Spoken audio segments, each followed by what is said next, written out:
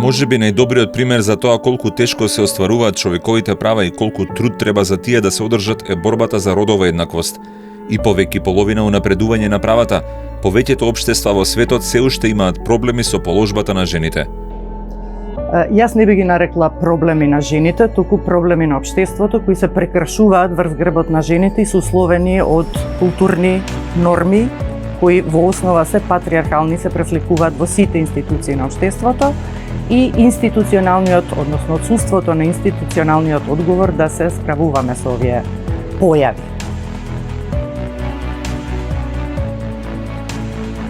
Тука не станува збор за дискриминација врз специфични групи, туку врз половина од населението, на кое со векови му е кажувано дека треба да си го знае местото, додека другата половина, машката, требало да си ја бара среќата. Многу неповолни состојби од минатото се одамна надминати во Европа. Некои европски земји како скандинавските служат како пример за другите. Од нив може да се научи не само како да ја подобриме состојбата денес, туку и како оваа борба треба да се води во иднина, бидејќи таа не престанува, само ги менува формите и краткорочните цели.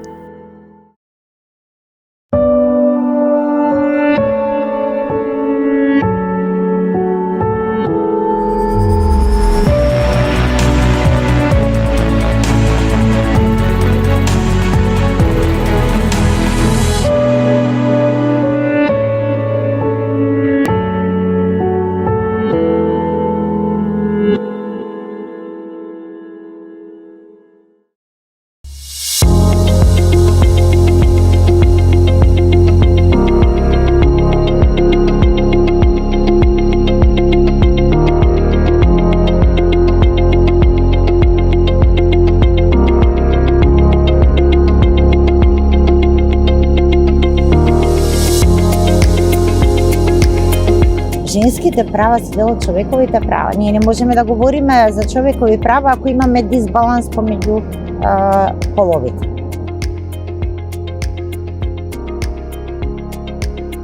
Во 19-тиот и во 20-тиот век, а за жал во некои делови од светот и денес, главната борба беше да им се дозволи на жените да гласаат.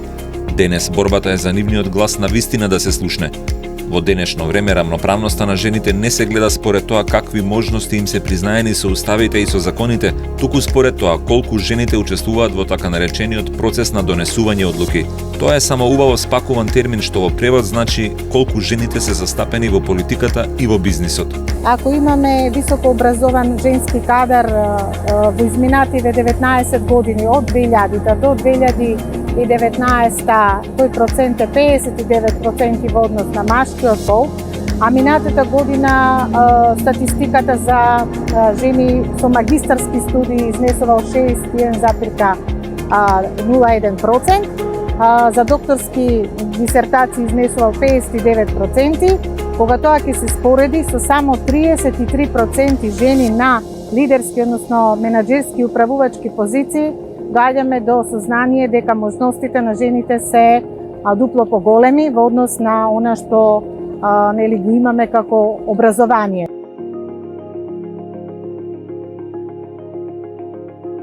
Но не е мерило само учеството, туку и реалното влијание. Маргинализацијата на жените може да постои и онаму каде што сите нивни права се признаени и тие учествуваат во сите процеси, ако нивното учество е формално и тие немаат реално влијание. Не е доволно само да ви бидат присутни, туку да можат и да влијаат на она што подразбира одлука за начинот на кој ќе се обликува едно општество. Тие не се во состојба, односно немаат доволно моќ заради оваа појава да влијаат на околностите кои подразбираат и секојдневно живење и искористување на општествените ресурси. Како изгледа тоа можеме да видиме низ примерите од домашната политика. Таму каде што жените се дел од група и има квоти за нивното учество, има поголем баланс. Онаму каде што моќта е во рацете на поединецот, тој поединец е многу почесто маж. Несразмерно многу почесто. И можеме да забележиме дека по редоследот на мандати имаме нон-стоп зголемување на бројот на жени во собранието, што не е случај со градоначалнички министерки.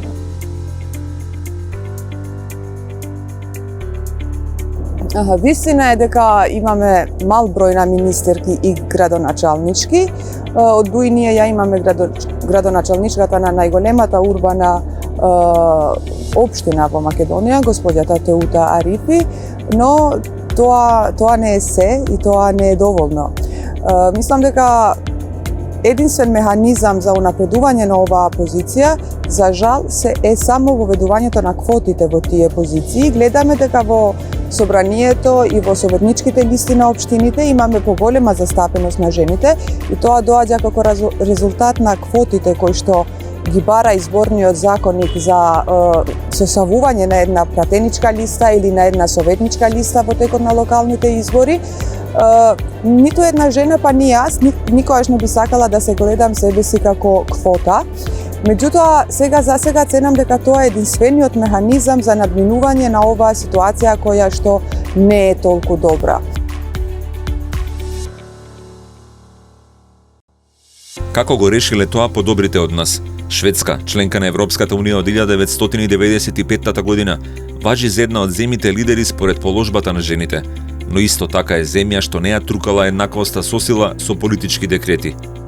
We never had quotas in Sweden, and there is a big debate about it, especially when it comes to boards, and then when you say like boards in companies, because that's where we all still find it's being very men dominated. But when it comes to politics, there have been like discussions about it, especially in the past, where like politics were more of male dominated and then female dominated. But now it's we never implemented it. So, but I think just by having that discussion, it also helped a lot. And today, when you, as I said, you will see it's quite equal when it comes to men and women in politics.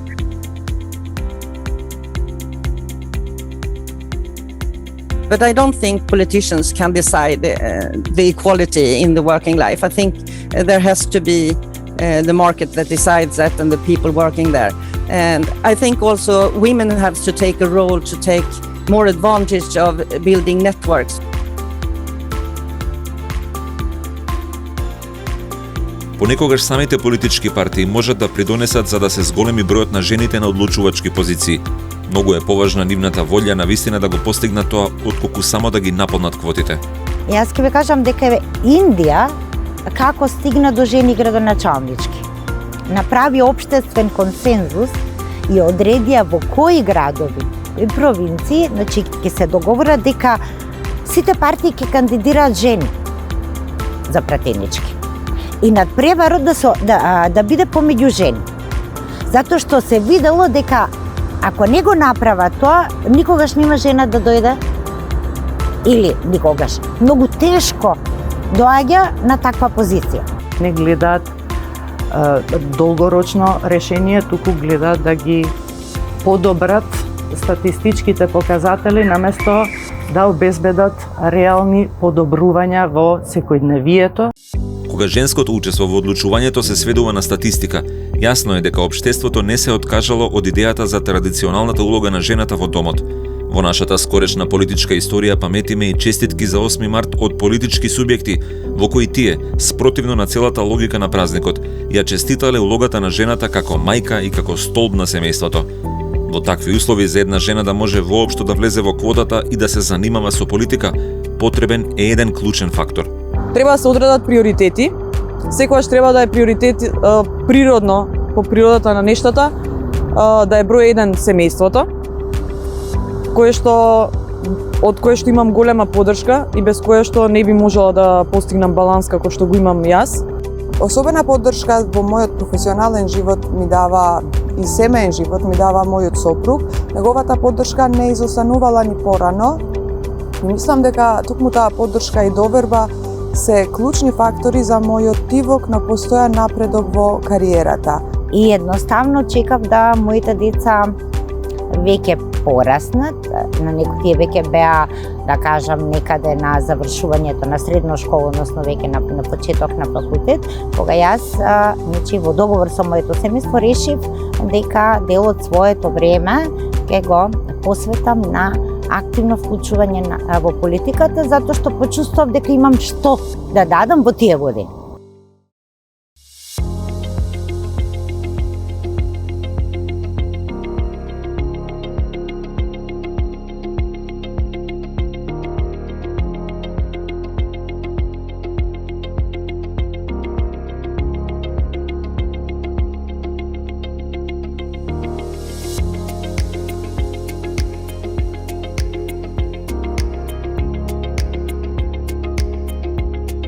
women are a little bit more guardant about their family and choose to put a couple of years, or the years when the children are small at least, put some more time in the family life during that time. But they tend to come back later on in the working life and have these executive office jobs after that. Sometimes we talk here about the double burden of women, that I mean, in one way you're supposed to make a career, you're supposed to like being very active in your work, but on the other hand you're also expected to be very active at home, and if we see who is actually suffering from stress and psychological stress and other related illnesses, you will find that women are a much bigger part than men in this. Тоа чувство најмногу припаѓа на жените. Веројатно е во природата, во биологијата, бидејќи ние се сакаме да бидеме реализирани како мајки, како супруги, сакаме да одговориме професионално и да бидеме вклучени во креирањето на реалните политики кои што го движат општеството напред. Но сакаме, кога тоа го правиме, сакаме секаде максимални да бидеме. Ако во некоја земја има повеќе можности за жените да учествуваат во политиката, бизнисот и во јавниот живот, тоа не значи дека тие таму целосно ја загубиле улогата што имаат во семејството и во домот. Тоа не е улога што жените сакале целосно да ја отфрлат, туку да ја редефинираат, за да не им биде пречка во професионалниот развој.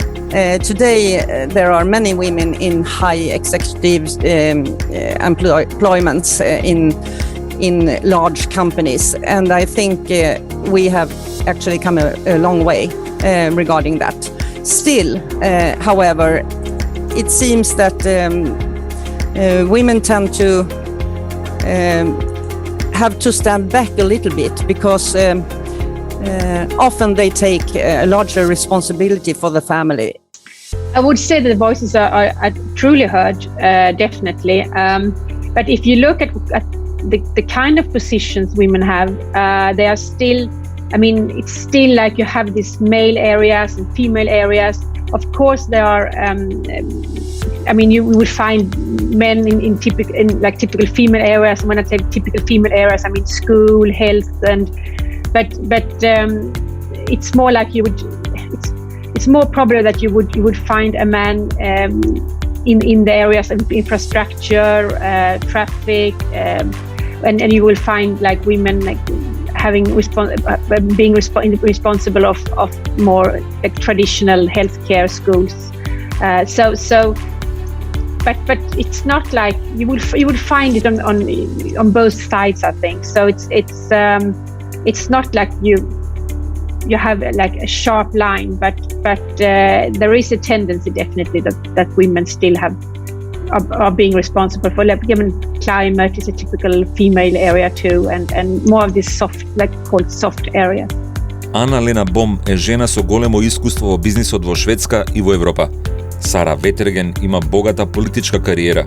Двете ги посведочиле големите промени низ изминатите децении што им овозможиле на жените да заземат се посилни позиции и да споделуваат се поголем дел од одлучувачката моќ во шведското општество. Дека тоа не дошло по цена на напуштање на семејната улога, најдобро покажуваат статистиките за раѓањето деца. И покрај силното присуство на жените во јавната сфера, стапката на наталитет во Шведска е околу 1,8, меѓу највисоките во Европа, веднаш по Франција. Кај нас со стапка од 1,3, наталитетот е меѓу најниските на континентот, заедно со Италија и со Малта. Дали постои магична формула како тоа е постигнато? Секако дека постои, само не е многу магична. The possibilities you have as a woman to have a career, I mean, it might be politics, but it might be other areas. But it's because, I mean, especially when it comes to, example, free childcare, which you have in Sweden. I mean, you don't have to. It's not about money. If you want to do a career, you have. I mean, you have a mandatory and a free childcare where you can like actually leave your child when it's about 1 year. So it's and that helps a lot. So I would say the welfare system, how it's built in Sweden, has enabled women to make careers, and I think that's the key more than quotas and other things. The other drivers was the reforms that come from the politicians, for example, childcare, also parental leave that has to be shared now to some extent between the parents, or they can choose which one of the parents how they divide the parental leave between them. That was also something that is very beneficial for women, of course. Сите ученици во оваа скандинавска земја учат како се води бизнис и како да станат предприемачи. Тоа значи дека на сите деца, машки и женски, им се всадува идејата дека може да постигнат нешто во животот и во професијата. Општеството не им наметнува улоги, туку самите треба да си го најдат своето место. Високо развиениот социјален систем многу помогнал во тоа, но сега се размислува за негово унапредување, за да може да им помогне и на младите жени што почнуваат свој бизнис. The problem is for younger women when they are in the age of starting a family, for example, then they are quite hesitant to actually go through with the business idea, because there are not social security networks. They are not built for entrepreneurs. They are built for employees. Especially in a new startup, for example, we can take that as an example. If you have a new startup, it's likely that you don't have any salary for the first couple of years, maybe, at least the first year. It's really in a startup phase of your business. And pretending that you actually have to go on parental leave, then you have no security in any income on that parental leave. Ако нема системски решенија што ќе овозможуваат на жената повеќе време за себе и за својата кариера, таа ќе зависи од поддршката на семејството и на локалната средина. Тогаш нема рамноправност, туку ќе напредуваат само оние жени што имале среќа или се избориле да ја добијат таа поддршка. За жените да не зависат од толку субјективни фактори, потребни се мерки и политики. Токму како што се наложува во Европската поvelба за фундаментални права. Креирањето на реалните политики во поддршка, токму ова што го говорам, за баланс, за да може балансот да се направи, е многу битна работа. Значи, борбата за поддршка преку вистинско згрижување на децата, потоа преку флексибилното работно време, грижата за возрастните, тоа се работи и секако да се изедначи платеноста на труд. Бидејќи факт е дека, и тоа не е само кај нас, туку е во целиот свет, дека жените се помалку платени за ист вложен труд, за иста позиција. Значи работна се помалку платени. За сето тоа не требаат само одлуки на хартија. Треба парите на граѓаните да се вложат во остварување на вистинските цели. If you want to like a strong social system, you will also have to pay taxes. So it's that you have to have like a willingness from people to actually pay taxes and to like participate. And that's of course can be a challenge in many countries. But I mean, in Sweden we have like quite high taxes, but then of course you get a lot back. And without that system, I mean, it wouldn't be possible for women to work in as much as they do today. So it's definitely the key, I would say. Тоа е многу потешко кога во едно општество има распространета корупција и недоверба во системот, бидејќи граѓаните речиси не гледаат корист од тоа како им се трошат парите. In order to want to be willing to pay taxes, you have to know that they are actually used in a correct way. And if they are not that, I mean, then you don't want to pay taxes.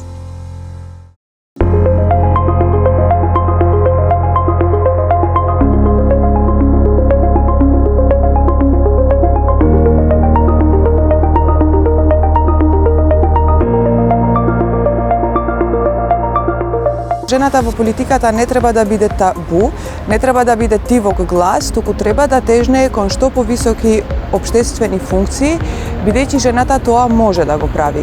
Никогаш не сум го гледала родот или полот како фактор одлучувачки за успехот или успешноста на една индивидуа и силно верувам дека тоа повеќе е работа на интегритетот, на способностите, на интелектот, на волјата, но и на моментумот. Жените се бореле стотици години за да го добијат своето место во политиката. Се уште се борат за да бидат еднакво почитувани таму. You seldom find like remarks and comments how men are dressed and how many children they have, or if they have like young children or older children.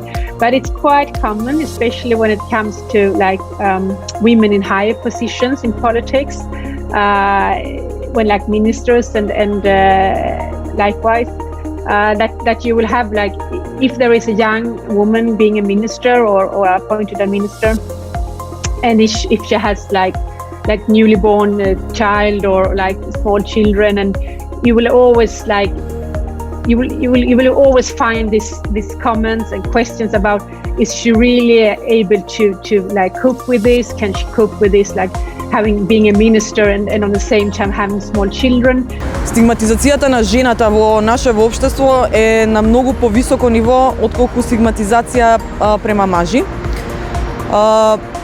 Токму од тој момент дека нема доверба во жените дека можат да бидат успешни на политичките функции, многу е полесно да сретнете напад врз жена, како тоа изгледа, каква фризура има, каква облека носи.